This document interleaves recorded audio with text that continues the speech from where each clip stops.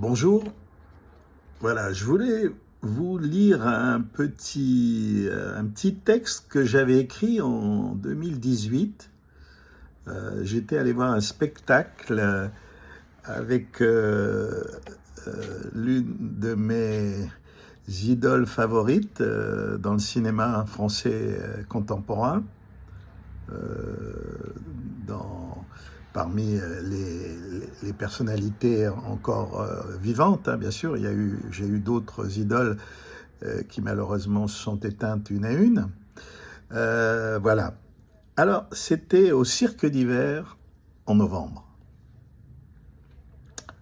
Pour moins d'un billet de 100 euros, 93 exactement, ce soir, le fauve, c'est lui. Il chantonne a cappella avec un piano décalé un texte de Barbara qu'on lui souffle à l'oreillette, mais qu'il répète comme à nul autre pareil. C'est son talent. Le berrichon est bourru et tendu, mais bienveillant. Avant qu'il ne soit trop tard, il chante à guichet fermé. Oui, oui, oui. Il fallait faire la queue pour avoir des places. Il chante avec excès et mélancolie. Il chante comme il a bu, comme il a mangé, comme tout ce qu'il a fait.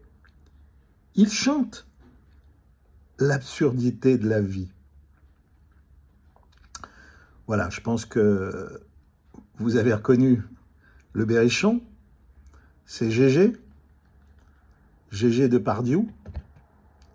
J'en ai déjà parlé dans une autre vidéo quand il m'a expliqué un peu la passion du pinard qu'il avait. Alors voilà, mon mythe petit à petit s'effrite, comme j'avais un autre qui était l'abbé Pierre. Je l'avais dans toutes mes dans tous mes livres, j'avais sa photo. Et puis, voilà, j'ai dû enlever tout ça. Et puis, aussi, j'avais, pendant 50 ans, j'étais pas abonné, mais pendant 50 ans, tous les mercredis, j'allais acheter le Canard enchaîné dans les kiosques.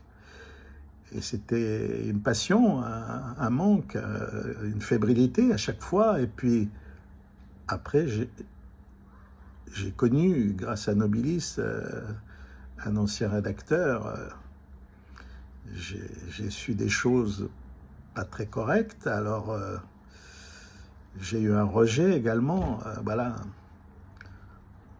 Pareil pour la démocratie américaine, que j'ai beaucoup admirée.